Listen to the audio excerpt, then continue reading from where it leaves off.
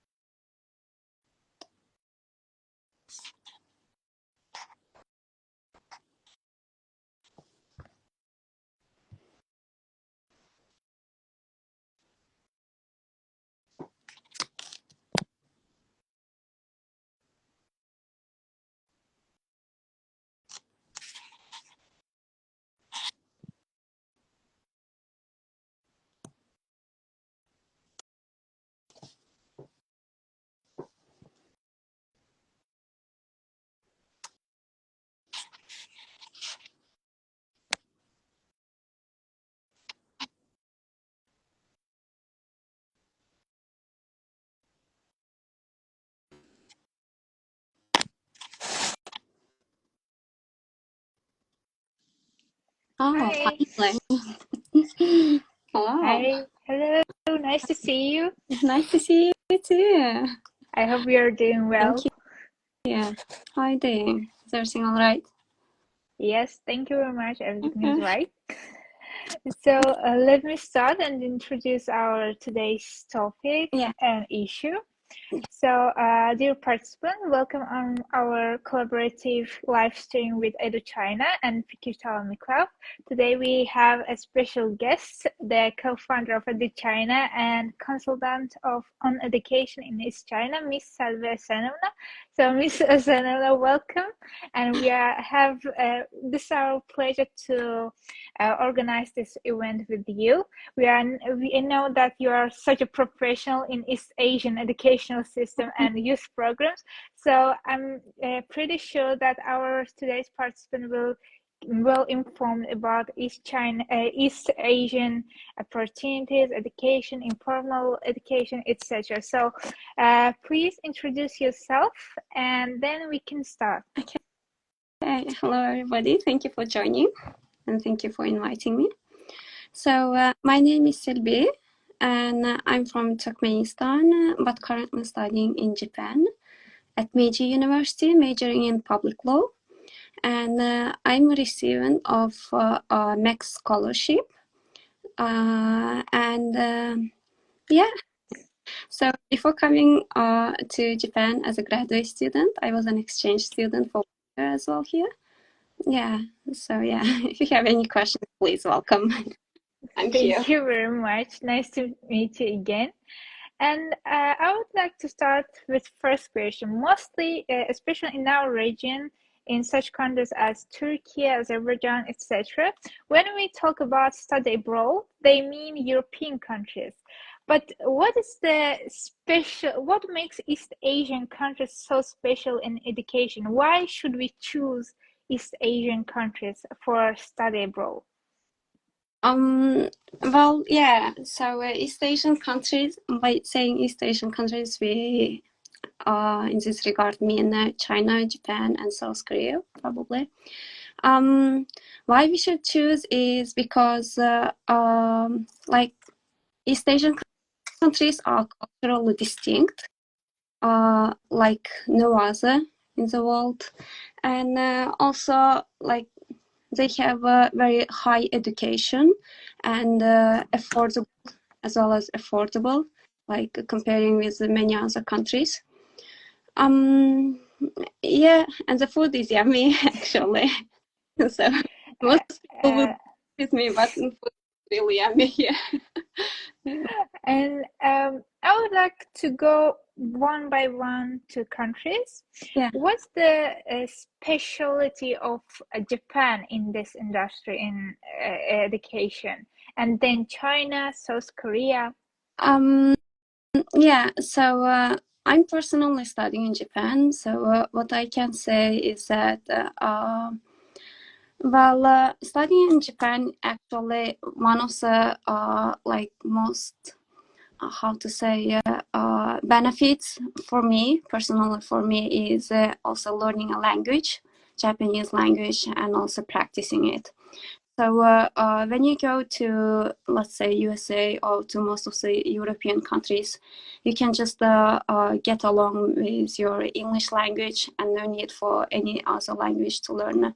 But when you come to the East Asian countries, no matter Japan, China, or South Korea, you just have no other choice than learning their own language and surviving. I mean, they do speak English as well, but still, like, if you want to get along well with people, you got to speak their language. Nice to hear that. So we will note that moment. And what qualities should we have to get a scholarship? Especially, I would like to mention scholarship, not like by our own foundation. Yeah. How we can get a scholarship in Japan personally? I wouldn't say exactly in Japan, but in any other East Asian countries, it's very important to have a good GPA. Like your transcripts should be like very high, and also your experience, for example, locally or internationally, attending some kind of events or publications, or awards from competitions, contests, and so on. So like a rich CV would be a benefit to your scholarship. And also when writing like motivational letters, and when getting also like recommendation letters from your professors, it's very important to highlight your experience in both of them. And this is for master and PhD students, as I understand, like letter from professors, etc. But when we talk about bachelors, how they can get a scholarship? For the bachelor's degree, also like your secondary school grades should be high. And awards like everywhere, no matter master's or doctor's degree or bachelor's degree, like awards from competitions, contests, like availability of them would be a huge plus. Good. And before we continue with questions regarding the scholarships, education opportunities, I would like to hear your experience. What did you feel when you first time in Japan, and how it was different with educational system from your country, own country? What differences in educational system? What differences in society, cultural? So I would like to hear really this experience. Okay. So first, the reason I chose Japan actually was I was very much interested in technology. So I used to watch on TV like how robots serve at cafes, restaurants. So I was very much excited to experience this kind of like social life in Japan. And once I came to Japan, like serving robots are kind of normal in Japan, turned out to be, and my expectations were met. So I wasn't very much disappointed about anything actually. And when it comes to academic life, well, academically, it's quite you can feel a little bit pressure. I mean, because you are learning a new language, and the Japanese language has characters. In our case, for example, let's say in Turkish, or let's say in Azerbaijan language. So we have Roman letters.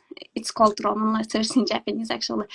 Latin. We use Latin alphabet. So it's quite difficult when you are learning Chinese characters. So that was kind of a little bit pressure, but it depends on the person. So I chose this way to study, but some of the people like choose to study in English language, so it's much easier for them. But still, like when it comes to academic life, it's a little bit stricter than it was in my country, Turkmenistan. Yeah. Yeah, it's really great that you overcome all these difficulties. And is there any difficulties on regarding governmental institutions, for example, for getting residential permission, I don't know, etc.? It's actually no problem. Once you get invitation letter, acceptance letter from your university, once you get accepted, then there is no problem with entering the country and also having permission even to work. Like students are allowed to work for 28 hours during the academic year and 40 hours a week during the holidays. So students usually do not have any problem. They do not face any problem by the government, or let's say just by like normal people and so on. Like there is absolutely no problem. Nice to hear that. So we have a question here. How do East Asian countries promote the integration of international students into their local communities and cultures, and what support services are typically available? Well, usually, when it comes to cultural activities, usually universities tend to connect students with local schools. For example, let's say high schools or middle schools. So usually international students go to those schools and present about their countries or do some kind of speech in front of local Japanese students. So as a result, there is kind of an exchange between students, so they get motivated to study about your country, and you also get to know what's like to study in at the schools of Japan.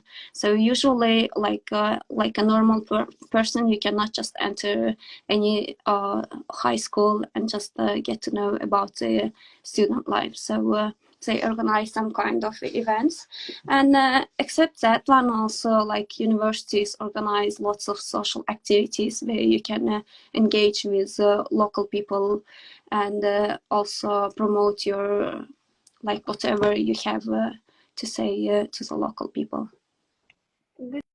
And I'm really interested in one point. Is it the culture different with news that the Western countries show in news than in real? So what's difference in real life and what we see in news? So in East regarding Asian countries. Could you give like specific examples so that I can say about it? I don't think that we see the details of these countries in news and media. So what differences did you see when you went to Japan, and what did you heard in news or media about Japan before? Right. Clarification, that you clarified for yourself that no, this is in Japan not like that they show us. Okay, let me think about it actually. Sure. Yeah, but what I can confirm that most of the time I used to read or see on the news that Japanese people are really hardworking and so on. But this is actually very true. Like most of the people overwork, but there are also Japanese people, usually young persons, so they tend to like not to be much serious about their work. So it's kind of, like I saw the news that you must be hardworking, but you are not, kind of, Yeah. Elder people actually very hardworking, but youth are like more like take it more slowly and easy. Yeah, that's what we see on media, that Japanese people are hardworking. They are working like robots. So etc. I want to know, is it really like that, or? Yeah, elder population is really like that actually. Yeah, youth are becoming like more like feeling more free and so on. Yeah. So yeah, maybe younger generation will change the stereotype about Japan. So we hope for that, and thank you for clarification. And I would like to ask about, is there any difference between education system of China, Japan, and South Korea, or they are almost the same? Well, education system, actually they are almost same. Like, well, when it comes to the affordability, I would say China is more affordable country for students, and Japan and South Korea are quite expensive, even the tuition fee and also living expenses. But other than that, the quality of education or the easiness of living in those countries, safety and so on, all are same, I would say. So only like, yeah, living expenses might be quite different. Thank you very much for clarification. So the other question is, how important is language proficiency for international students seeking educational and professional opportunities in East Asia? Should we learn the Japanese, Chinese, or it's enough to know English? When it comes to academic life, you really do not need to speak their language. But when it comes to the social life, if you want to make friends with local people, I would recommend to learn their language. So when I say academically it's not important, I mean like most of the universities and most of the programs accept only English language. So if you can show them your TOEFL or IELTS examinations, then that's fine. There is no problem with getting accepted. But if you do insist of studying in their own language, like Chinese or Japanese or Korean, then yeah, you will need to show your certifications and so on. And about the proficiency in English, what grade should we have? Like B1, B2, C1? It's actually important to have fluency, proficiency in those. So it really depends on the universities. Some of the universities are not much strict when it comes to language proficiency, especially those in China, I would say. But when it comes to Japan and China, they are sometimes very strict on certifications. They require to send like English language proficiency certificates to the university. So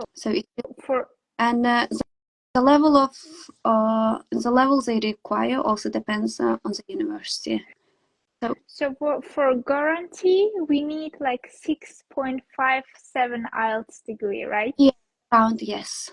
And the next question is, how does the educational landscape in East Asia cater to diverse interests and career paths for international students, particularly in comparison to other regions? Okay. So mainly the work opportunities in East Asian countries. So I can say from my experience in Japan that like international students are more than welcome to apply to like huge companies, like very well-known companies, and they do usually get accepted comparing to the local people. The reasons are, first of all, your language proficiency. For example, first of all, like foreigners do speak their own native language, right? So that's one language. And the second language is most of the international students are proficient in English language. So that's the second language. And there is a chance that the international student can speak their local language, for example, English, Japanese, Chinese, or Korean. So considering all these And considering that the local people usually speak only their own native language, and some of them usually do not even speak English language, or they speak, but they are not that much fluent. So considering these facts, usually international students do get accepted to a very well-known companies like Mitsubishi, Toyota, and so on in Japan's case, yeah. So. And are there any specific industries that international students have more opportunities than others? Industries, yes, mainly engineering. Engineering is really good. And engineering, no matter in China, Japan, or South Korea, they usually do not require their native language, their local language. So as long as you speak English language, there is no problem with getting accepted to engineering job or architecture, medicine, even or to tour agencies. By the way, if you speak English language, like, you can easily get to accept the tour agencies or English speaking jobs at least. So there are like lots of opportunities where a local person can work, international student also can work there. Good, because most of the countries do not provide such opportunities. For example, it's really work too hard in European countries to get work permission, etc. So I would like to clarify what is the situation in East Asian countries. Actually, that's very opposite side of European countries. I know that most of the students after graduating have difficulty to remain in those European countries, or they just remain there, but that's kind of illegal. So I know this kind of stories, but in East Asia's case, it's more like the opposite. I would say even the companies are looking for international people because there are less international people. I mean, comparing with European countries. So they want to become more internationalized, and they also want to expand their companies in those countries. And also, these companies usually, once they hire, they usually provide with work permission and with visa for 5 years usually. So after 5 years, they also extend their visa permission. So usually there is no problem. Like, once you get hired, they will do everything for you, and all expenditure, like whatever is needed, just to stay with them. So well noted. So it's really great that East Asian countries have such opportunities. But what do you think? As I mentioned in the beginning, that in our countries, when we say study abroad, most of them understand European countries. But especially East Asian countries are really strong in technology, innovation, etc. Why are they not so much famous in regarding the education, like comparable to other countries such as USA, European countries?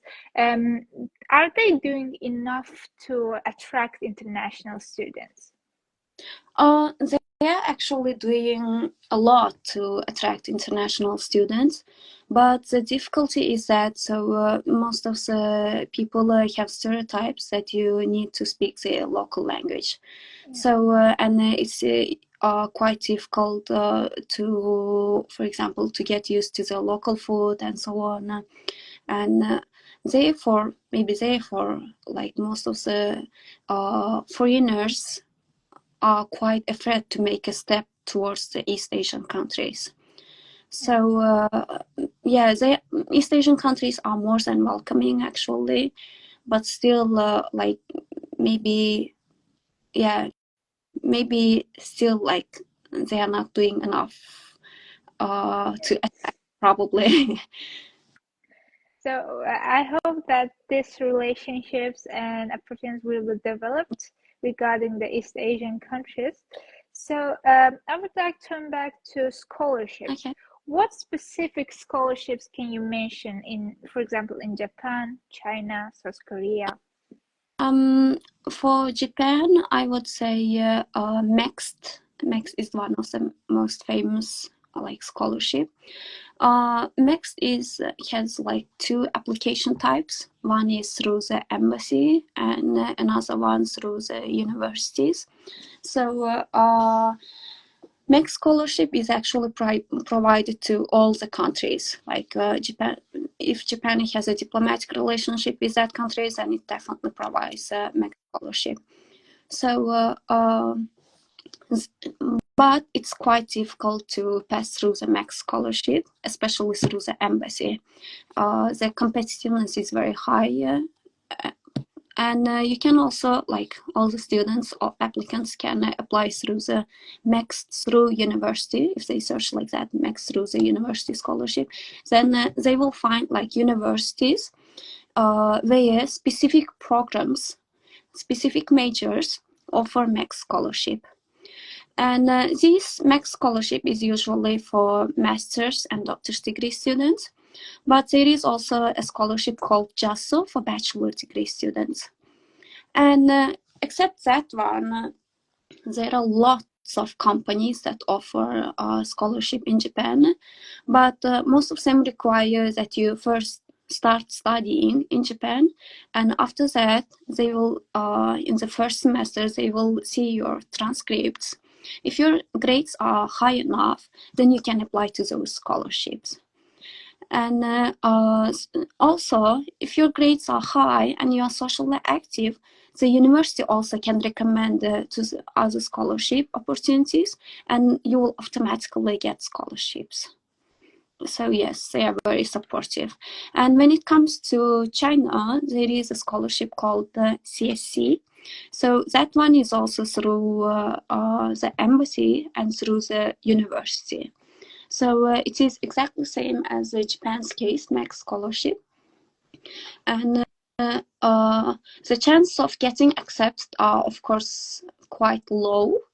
But still, like if you have like a rich CV, why not to try your chance? And when it comes to South Korea, as far as I know, I'm not much familiar with South Korea, to be honest. But as far as I know, they provide with JKS scholarship, Global Career Scholarship. That is also through the university and through the embassy, if I'm not mistaken. And another scholarship is, it's called KOICA scholarship. That one is Korean International Cooperation Agency scholarship. So like applicants can apply through them. And actually, the ones I mentioned are governmental scholarship, but you shouldn't, like applicants shouldn't be limiting themselves with only government scholarship, but also they can apply through the university scholarships. So I mentioned, for example, Max or CAC through the university as well, but those are not limited. Like university itself, each university itself can also provide scholarships, and also local governments also can provide scholarships, and also like companies, very like well-known companies also can provide scholarships. They even sometimes lack of the applicants, so yeah, better to try your chance like every time. Thank you for your wide explanation. And another question you mentioned about CV. What should mention on our CV? On CV, first of all, your achievements.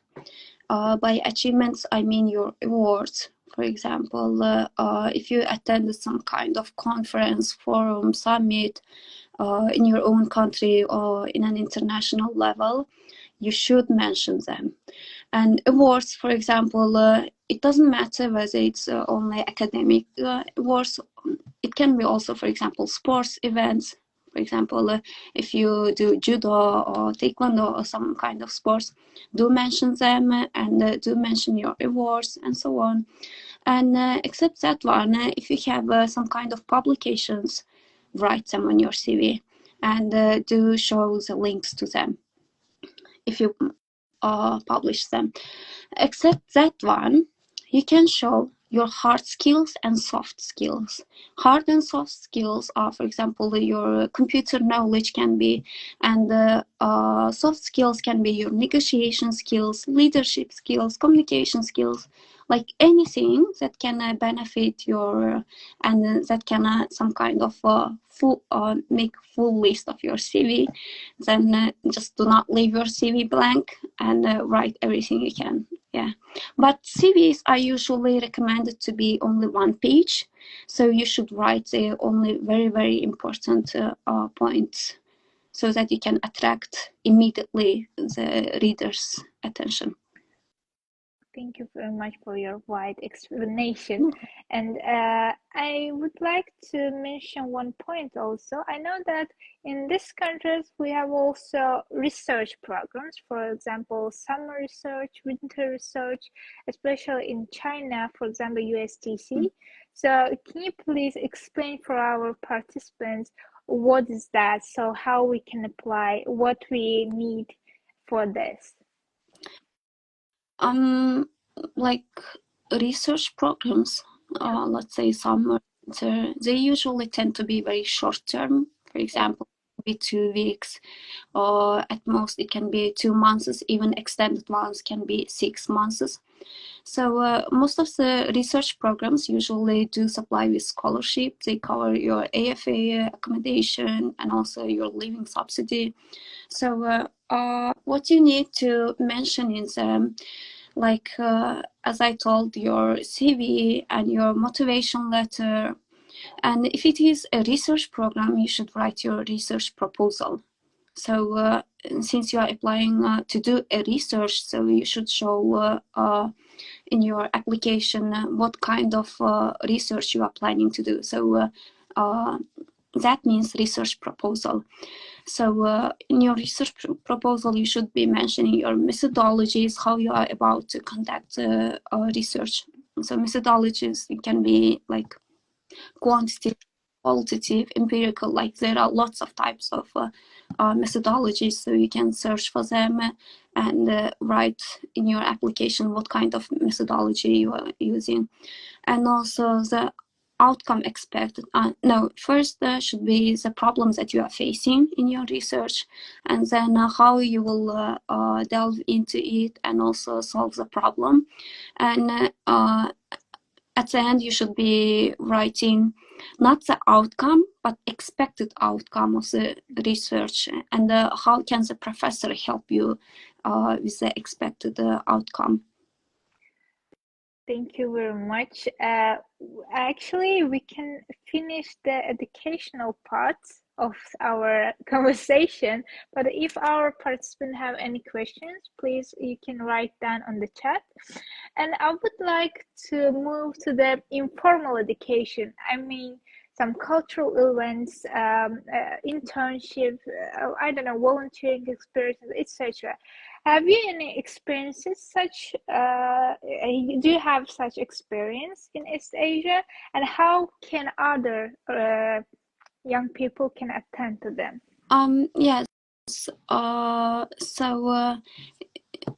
in the countries that you are studying, in one of these East Asian countries, let's say, so most of the time you will have social activities provided by your university, so feel free to join them anytime. They are usually free and are very welcoming to foreigners.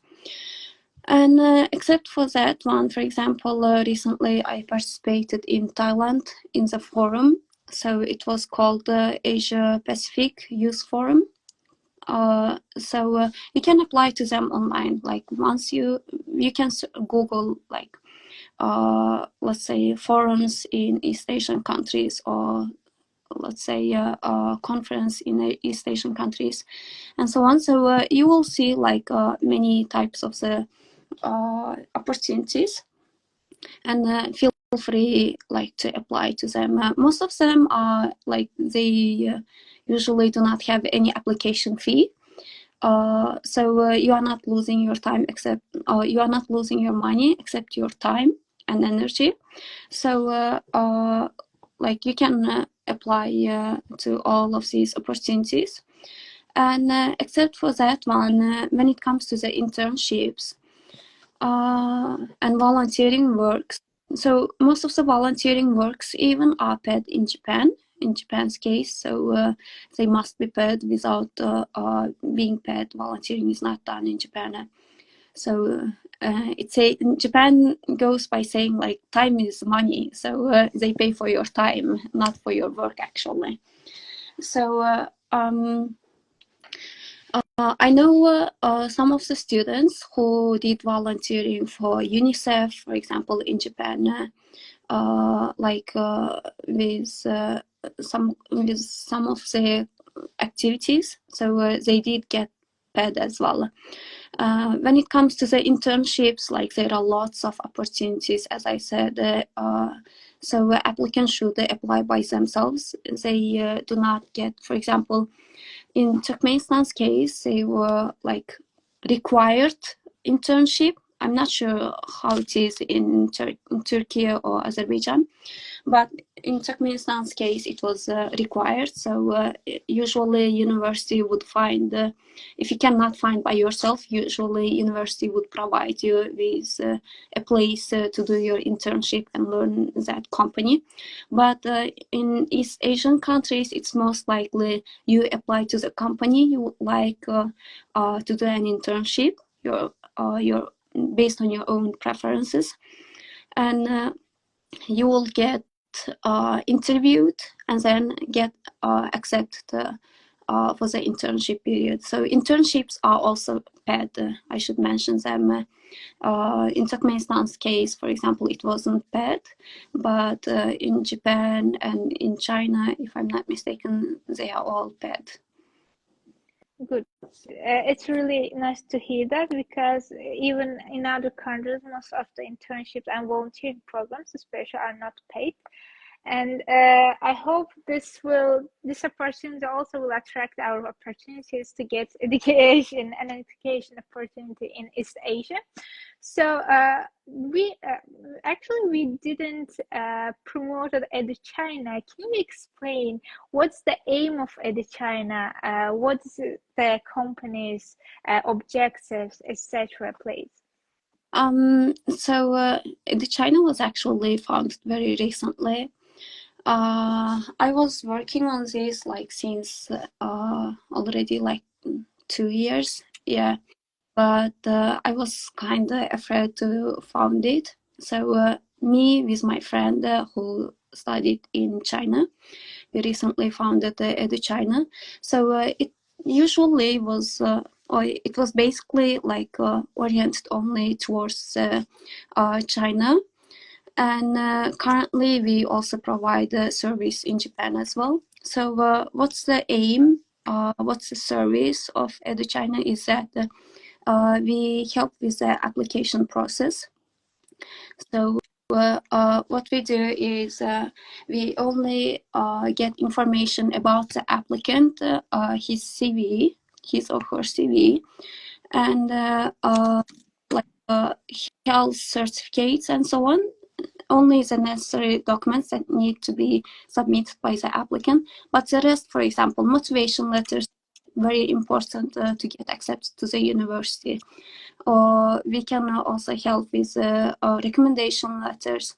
So the important documents that are very crucial when getting assessed by the universities, we help with them and apply for the instead of the applicants to the universities and get the acceptance letters from universities.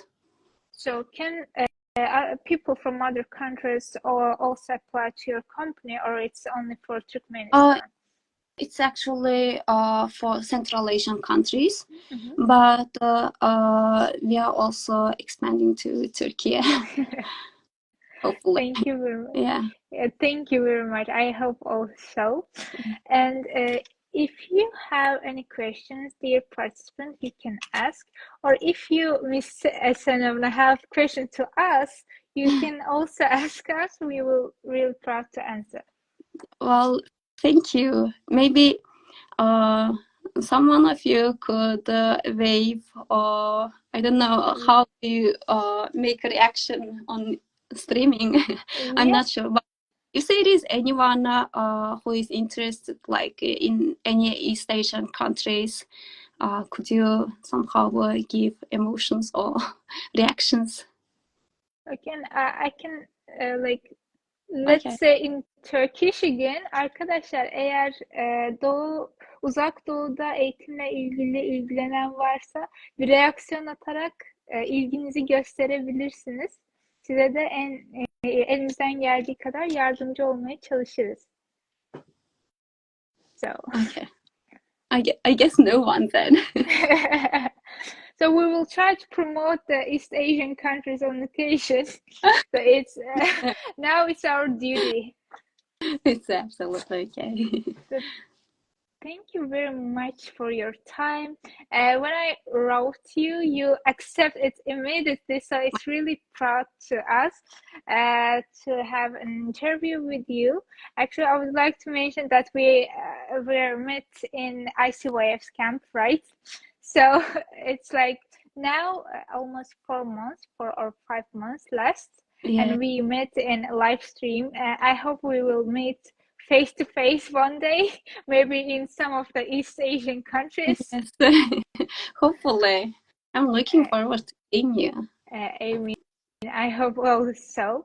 And thank you again for your time, for your patience, for like explaining almost everything regarding East Asian countries. So if you have question, please, or if you have advice to our participants, to those who want to apply to East Asian countries, please. Oh, there is. I'm very interested in Japan. Oh, thank you. Thank you so much. I'm glad to hear. Yes, so to those who are interested in studying in opportunities in East Asian countries, please do not miss your chance. It's application process time right now, so it's the right time to act, and be aware that most of the scholarships, to apply to the most of the scholarships, you need to apply 1 year beforehand. So if you are the just turn to the 4th year of your bachelor's degree, do apply now, or you will need to wait for 1 more extra year after graduating. So and most of the time, if you apply to the scholarship, it doesn't mean you will get accepted. So do try to apply to as many like opportunities as you can. Do not miss your chance, and do not be afraid to step towards your goals. And for Aisha, I would like to thank. I'm very grateful to meeting you again through this streaming, and this is actually my first experience of doing streaming. So yeah, thank you for teaching me. No, it's our pleasure to work with you actually. So thank you very much again for your time, for your explanation. It was a really great presentation by you. So dear participants, if you will have questions after, I think you can write down to EduChina also, right? Yes, of course, anytime. So thank you very much, dear participant, dear Selbi Esenovna. This is the end of our live stream. If you don't want to add something, we can finish it. Okay. So thank you for everyone for participating, for joining us, and thank you for organizing. Thank you for accepting our invitations. Hope to see you again. Hopefully. See you. Thank you for See you. See you. Bye. Thank you. See you. Bye. Bye.